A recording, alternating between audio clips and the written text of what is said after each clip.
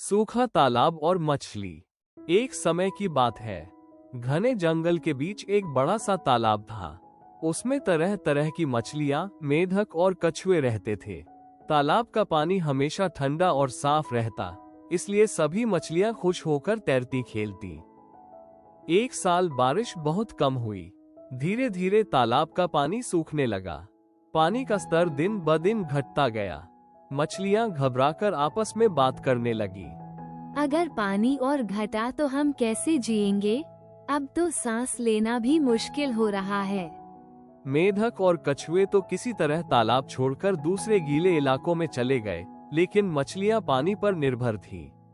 वे मजबूरी में वहीं रह गईं। तालाब के किनारे एक बगुला अक्सर घूमता था। वो मछलियों को देखकर बोला, ओ मछलियों, मैं देख रहा हूँ कि तुम सब परेशान हो। अगर चाहो तो मैं तुम्हें पास के बड़े झील तक पहुँचा सकता हूँ। वहाँ ढेर सारा पानी है।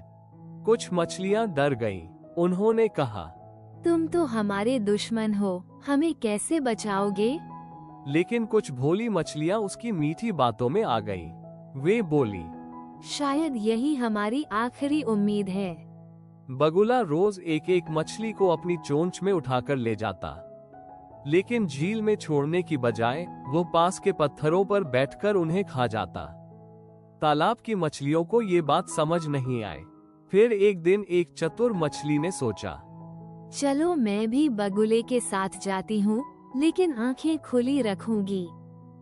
जब बगुला उसे लेकर उड़ने लगा तो उसने नीचे देखा और पाया कि वहाँ झील नहीं, बल्कि ढेर सारी मछलियों की हड्डियां पड़ी है।